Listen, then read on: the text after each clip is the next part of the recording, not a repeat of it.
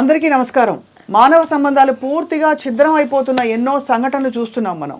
కానీ కన్న పిల్లలే, కన్న కొడుకు, చేతి కందొచ్చిన కొడుకు దారుణంగా అన్యాయం చేయడమే కాకుండా హింసిస్తూ ఉన్న పొలాన్ని, ఇంటిని లాక్కుని వృద్ధ దంపతులైన తల్లిదండ్రుల్ని ఇంట్లోంచి గెంటేసి వాళ్ళని నానా కష్టాలు పెడుతున్న ఒక సంఘటన కథ వింటే ఏమనిపిస్తుంది? గుండె మండిపోతుంది. అండ్ ఇదంతా జరుగుతున్నా కూడా వ్యవస్థ అసలు ఏమాత్రం స్పందించకపోగా వ్యవస్థ వీళ్ళని 10 సార్లు తిప్పించుకుని చుట్టూ ఉండేవాళ్ళు కూడా ఉలుకు పలుకు లేకుండా చోద్యం చూస్తూ ఉంటే ఇంకేమనిపిస్తుంది? నెత్తి కొట్టుకోవాలనిపిస్తుంది. ఇది కర్మ, ఇదేరా జీవితం అని చెప్పి ఇవాళ అటువంటి ఒక సంఘటనని మీ ముందుకు తీసుకొస్తున్నాం. ఇటీవల జరిగిన ఒక దారుణమైన సంఘటన. పాపిరెడ్డి దంపతులకి 3 ఎకరాల పొలం, అలాగే వారికి ఒక ఇల్లు కూడా ఉంది. ఆ ఇంటి నుంచి, పొలం నుంచి వెళ్ళగొట్టిన కొడుకు, కోడలు వాళ్ళని కర్రలు తీసి కొట్టడమే కాకుండా అనేక విధాల బెదిరించి ఇప్పుడు ఏమీ లేకుండా, ఏమీ కాకుండా చేశారు. వ్యవస్థను ఆశ్రయించారు, అయినా కూడా స్పందన లేదు. ఇప్పుడు అందరికంటే చిన్నపిల్లైన కూతురు దగ్గర ఉంటూ వారి శేష జీవితాన్ని గడుపుతూ మాకు న్యాయం చేయండి బాబు అని చెప్పి మొత్తుకుంటున్నారు. మీరు వినండి వారికి జరిగిన అన్యాయం ఏంటో. నమస్కారం పాపిరెడ్డి గారు. నమస్కారం అమ్మా. అమ్మ మీ పేరేంటి తల్లి? సుగుణమ్మ. సుగుణమ్మ. సుగుణమ్మ పాపిరెడ్డి గారు. మీకు ఎంత 6 పిల్లలు కదా? 5 బిడ్డలు, ఒక కొడుకు. కొడుకు వెళ్ళగొట్టిండు మొత్తం తీసుకుని. ఎట్లున్నారు? గుండె జబ్బు అమ్మ నాకు. మీ గుండె జబ్బా తల్లి? గుండె జబ్బు అల్తా నాకు బీబీ షుగరు నెలకు 15,000 మందులు అవుతాయి. ఒక్క కొడుకని అమ్మ నమస్కారం, ఒక్క కొడుకని 15 చదివించి ఇక్కడ పంపించి మంచిగా ఆడపిల్లల కూలి 4 తోలిన, నా భూమి ఉంచిన, నా కొడుకని, నా కొడుకు ఉండాలని ఉంచిన నేను ఈరోజు ఇట్లా 10 సంవత్సరాల నుంచి ఇట్టనే భూమి చేసుకున్నాడు తెలియకుండా. ఇల్లు తట్ట లేబర్ పని పోయి 4 గుంటల ఇల్లు చోటు కొనుక్కొని గుడి చేసుకున్నా. ఆ ఇల్లు కూడా కోడలు పంట చేసుకుంది. ఎట్లా ఏం ఇటు పోయినా అడి పోయినమ్మా. అడిగి పోతే లెటర్ ఇచ్చి వచ్చిన, అన్నం పెడతలేడు అని లెటర్ ఇచ్చి వచ్చిన. ఇచ్చి వచ్చి ఇక్కడి నుంచి వచ్చింది హైదరాబాద్ నుంచి.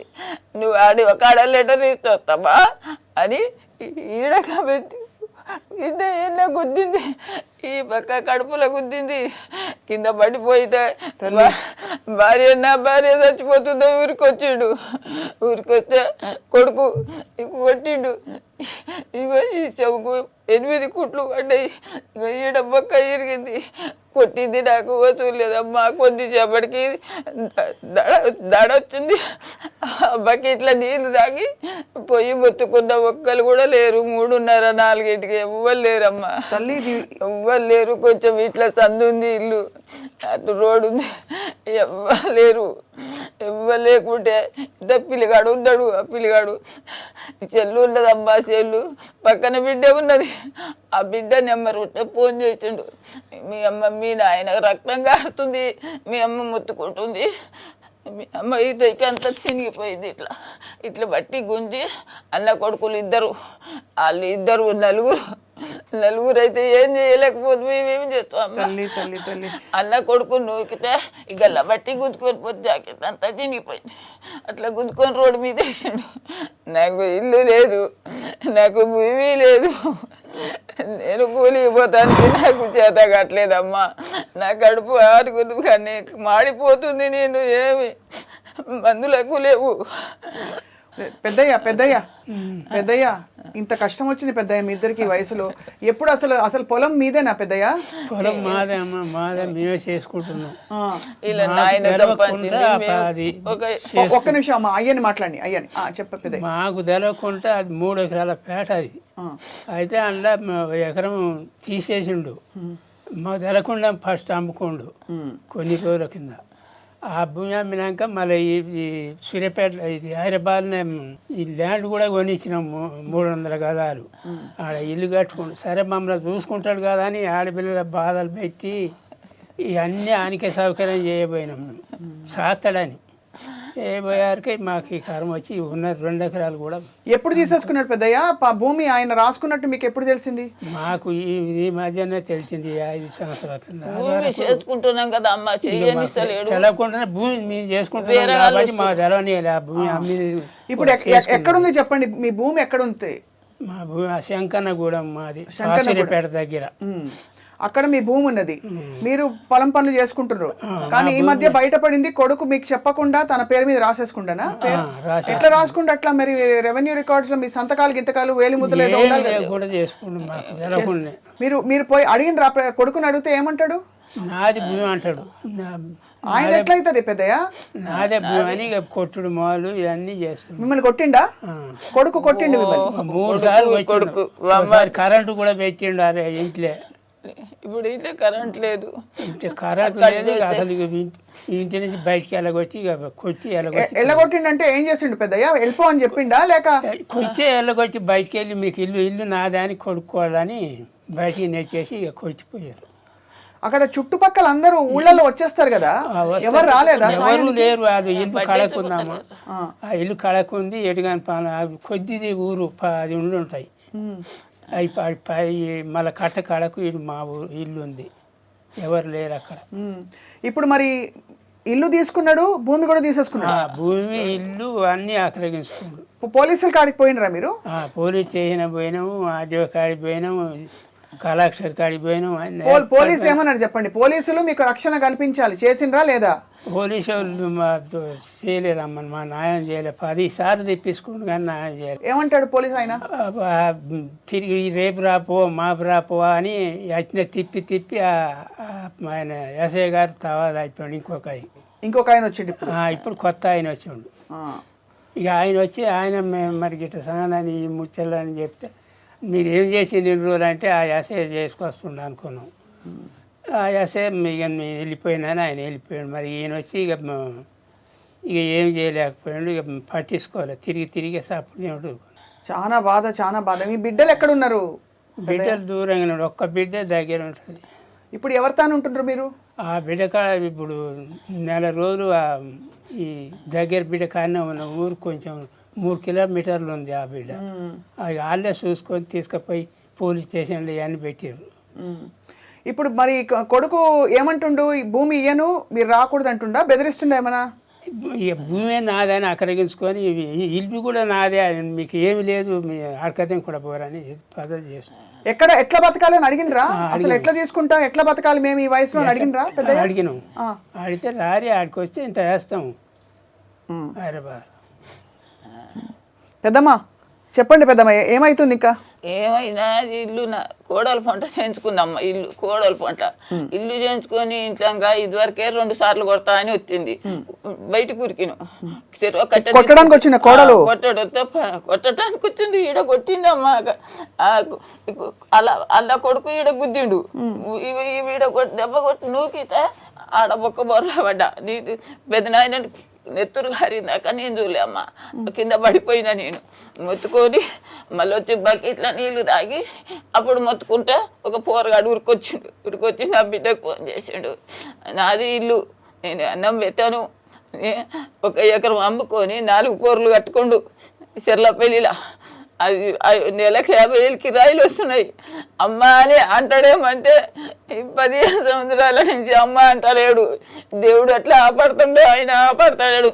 ఒకేసారి స్టేషన్కి వచ్చిండు. ఇక రాలే. అడిపోతే అంటాడుగా, ముసలాడా నువ్వు 70 ఏళ్ళకి వచ్చిన భూమి చేసుకుంటావా, నువ్వు వ్యవసాయం చేసుకుంటావా, నీకు భూమి కావాలని? అయ్యా ఇంట్లో కరెంటు లేదు, ఇల్లు లేదు, భూమి లేదు, ఎట్లా బతకాలయ్యా, మేము ఎట్లా బతకాలయ్యా అని ఇట్లనే అన్నా. నీకు 70 ఏళ్ళు భూమి కావాలా, పో నేను అది అలా స్టేషన్లో తోలుతారు, పో తిప్పకూడదు, తినిపోరి, ఇద్దరు తల్లి కొడుకు ఇద్దరు పోరి అని ఆయన పట్టించుకోలే. ఇంకో పెద్ద సార్ కాడికి పోయినాం.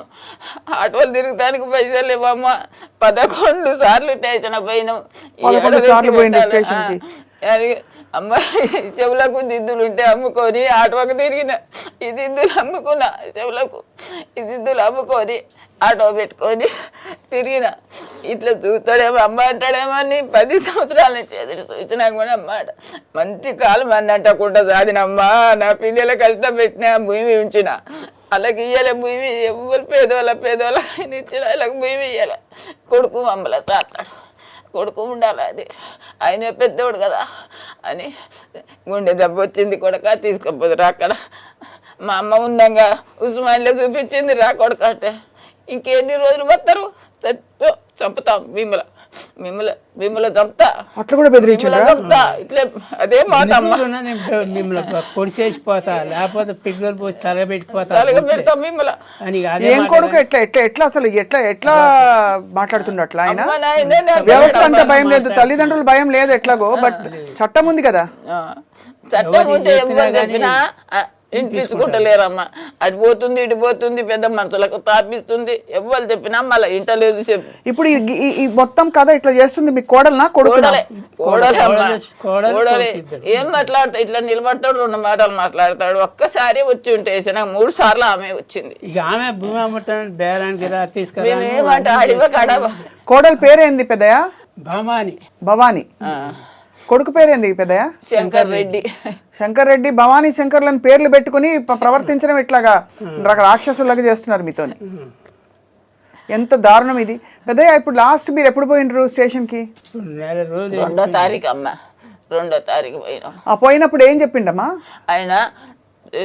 ఎస్ఏ కలిసిండు, స్టేషన్ బారి అన్నాడు. స్టేషన్ పోయినాం, కేసు రాయంటే రాస్తా కానీ గవర్నమెంట్ హాస్పిటల్ పోయినాం పొమ్మన్నాడు. గవర్నమెంట్ హాస్పిటల్ పోయినాం, చెవు కుట్లు వేపించుకొని ఎక్స్రే దింపించుకొని ఆ నైట్ అన్నీ ఉన్నాం. ఇక్కడ ఎదురమ్మనే దెబ్బ తగిలిందని ఎక్స్రే తీస్తామని ఉండవన్నారు. నాకు ఉన్నాం, అక్కడనే ఉన్నాం. ఆ నైట్ తెల్లారి వచ్చినాం. చేస్తా కానీ పోరి, కేసు బుక్ చేస్తా కానీ పోరి, కేసు బుక్ చేస్తా కానీ పోరి ఇట్లా చెప్పిండు. ఇది చాలా సిగ్గుచేటు. వ్యవస్థని ప్రశ్నిస్తున్నాము. ఇది గవర్నమెంట్ హాస్పిటల్ రిపోర్ట్ ఉన్నాక కూడా పోలీసులు ఎందుకు కేసు పెట్టలేదు? ఏం చేస్తున్నారు అక్కడ? మీ పని ఏమిటి? మీరు ఏం చేస్తున్నారు? ఎంత తింటున్నారు అని అడుగుతున్నాం. ఇప్పుడు ఇది ఆంధ్రప్రదేశ్ ప్రభుత్వము రెవెన్యూ శాఖ భూమి రికార్డుల కంప్యూటరీకరణ. ఇందులో మీ పేరున ఉందా ఈ భూమిలో? మీ నాన్న పేరు మీద ఉన్నది మీకు రావాలి. రాకముందే మా కొడుకు అట్లా మాకు తెలవకుండా చేసుకుండు. మీకు రాకుండా మీకు కొడుకు పేరు మీద చేసేసుకున్నాడు వచ్చి తెలవకుండా. అంతేకాకుండా 1 ఎకరం అమ్మి 4 ఫ్లోర్లు కట్టుకున్నాడు. అందులోంచి మిమ్మల్ని ఎళ్ళగొట్టేసిండు. ఎళ్ళగొట్టి మీరు ఏమన్నా ప్రశ్నిస్తే వచ్చి కొడుతుండ్రు. కరెంట్ పెడతాం, అట్లా పెడతాం, ఇట్లా పెడతాం, చంపుతామని బెదిరిస్తారు. కరెంట్ లేదు, ఇంటికి కరెంట్ పెడితే పడిపోయిండు. ఒక రోజు కరెంట్ ఇంట తీసేసిర్రు. ఎట్లా ఉండమమ్మా, ఉంటలేవు, ఇట్లా భయం అవుతుందమ్మా, మళ్ళీ వచ్చి కొడతాడని. మీరు బయట ఆడుంటుండ్రమ్మా పెద్దమ్మ? ఇప్పుడు బిడ్డ కాడు ఉంటుండ్రా? బిడ్డ వాళ్ళ బిడ్డని, ఆ బిడ్డ భర్తని, ఎంతైనా ఆడపిల్లలే చెప్తున్నా పెద్దయ్య. ఏ మాట కామాట. కొడుకు ఏంటి ఫస్టా లాస్టా? కొడుకు ఫస్ట్ కొడుకు, పెద్ద కొడుకు, ఇంటికి పెద్ద కొడుకు ఇట్లా చేసిండు. చెల్లెలని బాగా చూస్తాడా కనీసము? పండగలకు పిలుచుడు లేదు. అయ్యో తల్లి అట్లా చేయకు తల్లి. అమ్మ పెద్దమ్మ అట్లా చేయొద్దు. నువ్వు లేచి కూర్చోదా. ఇట్లా రా నువ్వు రా. నెలకు 15,000 ఖర్చు అవుతున్నాయి అమ్మ తిండికి మందులకు. నాకు నువ్వు కూర్చో తల్లి, నువ్వు కూర్చో. వేసుకోకుండా దడ వస్తుందమ్మా. మందులు వేసుకున్నావా ఇప్పుడు? వేసుకున్నా. అయితే